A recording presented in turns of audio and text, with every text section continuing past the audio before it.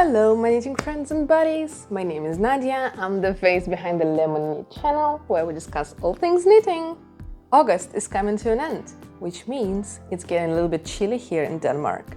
So it's time to hide your summer yarns, stash them away, take out all of your wools, all of your alpacas and get ready for the fall knitting train. I will be your train attendant on this journey and I will share my knitting plans for autumnal projects with you. Quick remark, my list is quite big and I am 100% aware that I won't be able to knit all of the projects on my list. But I need to have a big list of different projects in order to stay inspired throughout the whole knitting season. So I tend to overplan projects, but in this case it might be even better because I can share more projects with you and maybe you will get inspired and decide to knit them as well. So grab your beverage of choice and let's get into it.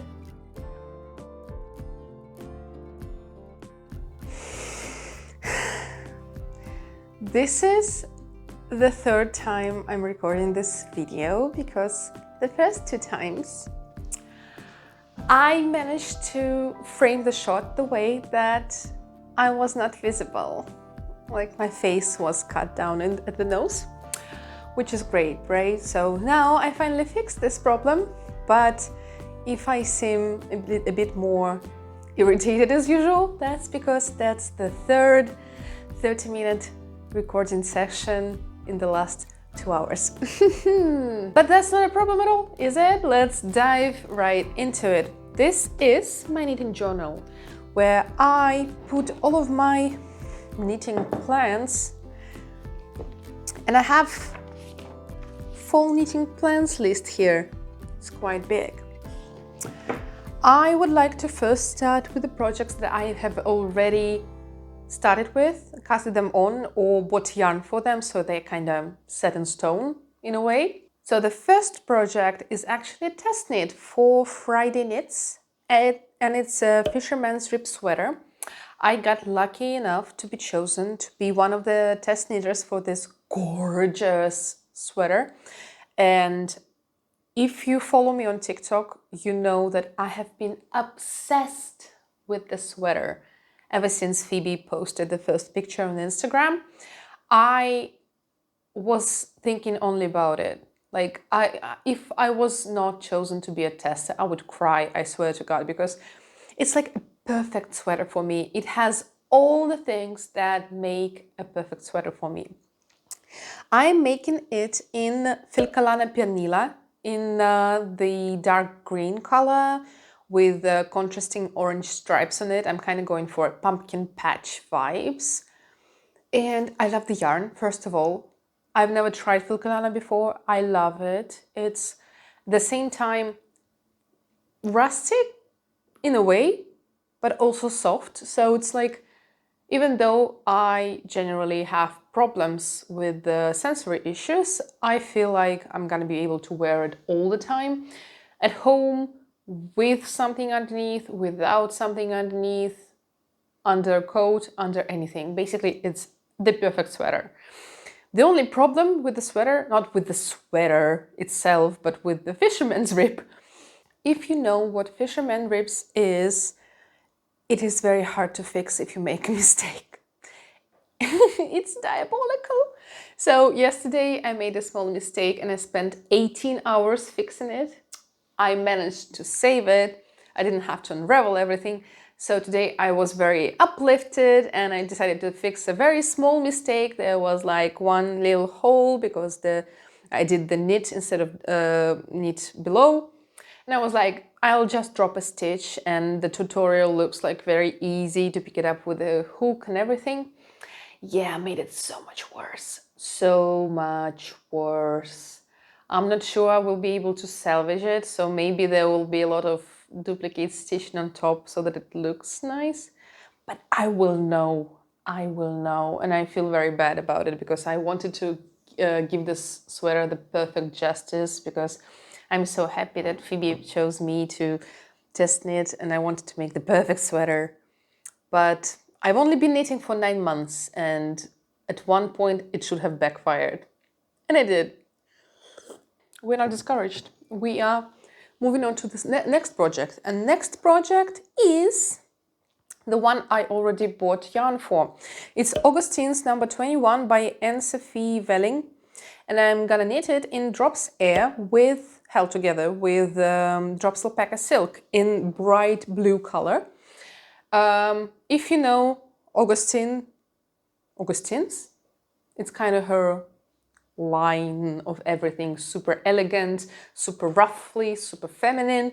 And I feel like this could be a perfect knee-length dress for fall because it's perfect for the weather when it's not too cold yet, but it's already chilly. So you can wear it outside and you can wear it with a jacket on top. You can layer it very nicely. You can style it in many different ways, I feel like. I hope so. And also because I chose Drops Air and Drops Alpaca Silk, it's gonna be super soft. So it's gonna be just like an airy butterfly princess dress. And I'm very excited about it. Once I'm finished with test knit, I'm gonna start working on this dress. Actually, no, I still have another project to finish. I'm currently working on another project that I can't tell you about because it's actually a gift knit for somebody who follows me here on YouTube. So, well, it's gonna stay secret until she receives the present. So I guess next month we're gonna see what I actually made for her. But after the dress, I will switch to a small project because after knitting a knee-length dress. After knitting a knee-length dress, I will need something short and sweet. I'm sorry, I'm a big fan of Sabrina Carpenter. Short and sweet project to make, so I bought some yarn for it as well, and it's Cozy Autumn Socks by This Handmade Life, and I'm using Malabrigo sock yarn in gorgeous autumn color. For me, this screams fallen leaves on the ground, like all the reds, oranges, yellows. I just can't. It's so autumnal, and it's actually super exciting because it's weird, but I've never made myself a pair of socks. I've knitted socks as gift knits for my family, for my friends, but I never made a pair for myself, and I think it's a crime. So now I'm gonna make a pair for myself so that I can actually enjoy the things that I like knitting, you know, like wearing the stuff I make is also very important. The pattern itself, it looks quite simple, but at the same time it has intricate details, so it's gonna be a fun knit and it's gonna be a very quick knit. The next project is the one I don't have yarn for, and I don't know when I will have yarn for. It's Twiggy Dress by Joanna Phillip. The problem with this dress, even though it is gorgeous and I'm obsessed with it, I want to make it exactly the same as the designer made it. So I want to use the exact yarn that designer used, and this is, I'm gonna butcher the name of the brand and I'm very sorry because actually I love this brand and their yarns are amazingly soft and amazing, but I don't speak French, so I'm very sorry. I will try my best based on the knowledge I don't have. I suppose it's pronounced something like Bichet Push. I'm not sure. Here's the name somewhere, hopefully. But the yarn in question is Le Petit Lamb's Wool, and it's amazing soft yarn that I love. But the problem is it's quite expensive. So the full dress quantity will be like 150 euros and I cannot afford that. So the only thing stopping me from making this project is getting this yarn because I want it in this exact color and this exact yarn, which is a problem when you don't have any money. I kind of feel like every time my friends are gonna ask me what do I want to get for Christmas, I will just like link to this yarn and just like one skein of this please in this color.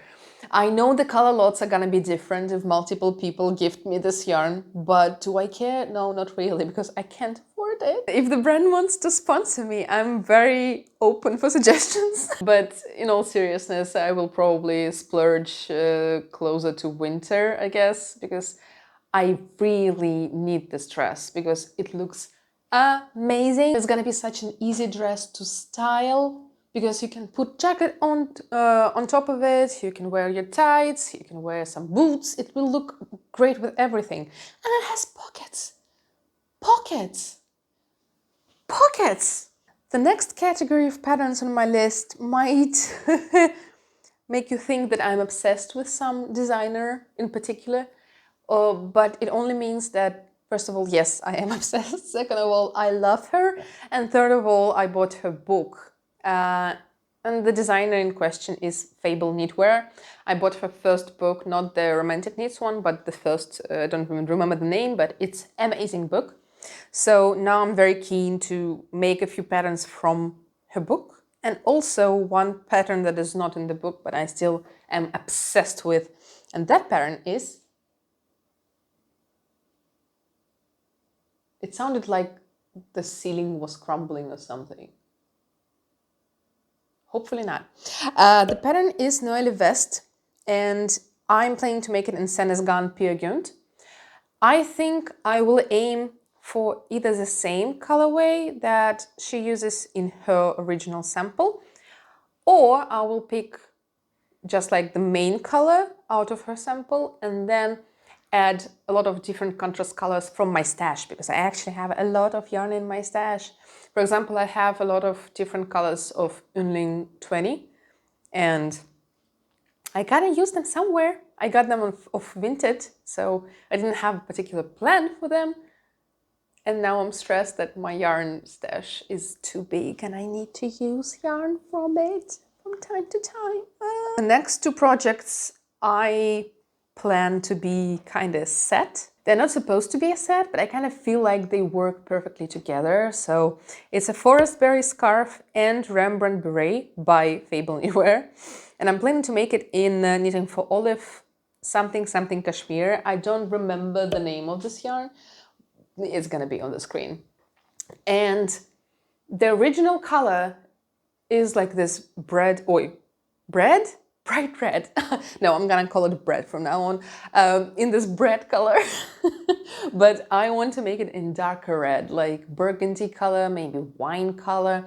So I need to go through what colorways are there Knitting for Olive. But I feel like it's gonna be a perfect set to match with pretty much anything actually in autumn. All of my outerwear clothes are kind of neutral colors, so like brown, gray, and dark red works perfectly with all of them, and I'm very happy about it. And we have one last pattern from Fable Knitwear. It's Hobbiton Vest. Everybody knows Hobbiton Vest. The thing with Hobbiton Vest is that when I started knitting 9 months ago, I kept knitting because I wanted to make Hobbiton Vest. I was so excited about this pattern, how whimsical it looked, that I was like, I need to learn how to knit properly to make this vest. And I kind of feel like it's time. It's time to make this vest. I'm planning to use Fable Knitwear's own yarn. She has her own yarn line.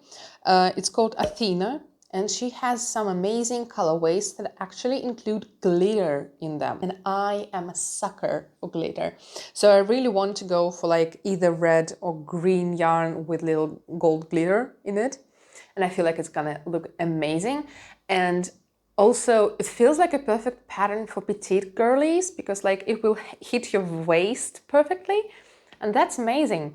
If only this pattern was made by Petite Knit, she would be able to argue that she's Petite Knit because she actually caters to petite people. But that's never the case, is it? But yeah, this is just like a perfect autumnal jacket that you can put on top of anything, and that is very cool. It can actually look very nice on top of a dress as well. I'm just saying. We are finally off the Fable Knitwear Island, and we are off to Constellation Sweater by Azeta. I wanted to find a pattern for pretty much any oversized cozy sweater that I can wear both at home and out to go anywhere.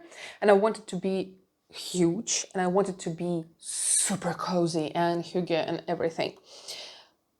There are a lot of patterns like that, right? Like Ravelry is full of those patterns. But I realized I've never made anything by Rosetta. I know she's super popular. I know that people are raving about how cool her stuff is. I saw legs pull over so many times in my friends' feeds, but I've never tried anything from her before. And I decided it's a perfect sweater to start learning about this designer. So I'm planning to make it in Issey tweed yarn because, first of all, it fits the pattern perfectly. Second of all, it's available in my local yarn store and I want to support them as much as I can because like they mostly carry Danish yarns. So if there's a way for me to buy locally, I want to use this chance. So, fun fact, I live in Aalborg in Denmark and the whole Issey company is located not far away from here. I can just like drive like an hour maybe and I will be in the Issey yarn shop and that's really cool. Okay, we have 2 projects left, one of them being Cinnamon Roll Sweater by Ariana Borgo, and I'm planning to make it with Lion brand Fisherman's wool. It's a cutesy color work sweater. I kind of feel like it's more of a childish vibe kind of sweater, and that's exactly my vibe. That's generally what I wear. I'm trying to switch to more adult and elegant clothes, but in reality that's exactly my taste, just like something cutesy, bright and fun, and it looks just like that. And also it does not look store-bought, which is super important for me right now because you know what? Lately I've been making projects that people do not believe I made myself. People are like, oh well, it looks store-bought. That's not a compliment, Karen. I did not spend 80 hours of my life on this t-shirt in finger and weight yarn for you to say that, what store did you buy it in? I made it myself. I spent my life working on it. I know that it's meant to be a compliment, but I always get offended inside. But obviously I never say anything like, thank you. Yes, I made it myself. Last project. We're finally here. It's Yin and Nyang Fingerless gloves by Jade Lee. I love the name, it's super cute. And it's these fingerless gloves with little cats motif on it. And it's so fun. It feels like a perfect stash busting project. I don't think if I want to make them in the black and white as in yin yang colors, I think I'm gonna use something from my stash. But I haven't chose any yarn. I wrote down fingering. So I guess I could not find any yarn that I actually thought would be fine. Because the thing is, my palms of my hands are super sensitive to anything, so I need to find yarn that is super soft and you can't feel it on your hands. And that's pretty much mission impossible for me, I guess. So if you have any ideas about yarns that don't cause you sensory nightmare on your hands, please share them with me in the comments. I would be super grateful, because I really want to make those and I love fingerless everything because my fingers tend to get hot, but my hands tend to get cold. So it's a perfect win-win situation for me. And that's it. We are done with the list. I hope that I managed to inspire you to make some autumnal knitting. I hope that you will make some of these projects and maybe you will recommend me another projects that I need to add to my list actually. Or maybe you have other ideas for yarns to use to my projects. I will be very happy to hear from you in the comments. Also, you can follow me on TikTok or on Instagram, where I post more pictures of what I make, what I create, and also updates on everything I'm working for. And on TikTok, you can see a lot of goofy content around knitting. So thank you so much for staying with me today and have a lovely day, my knitting friends and buddies.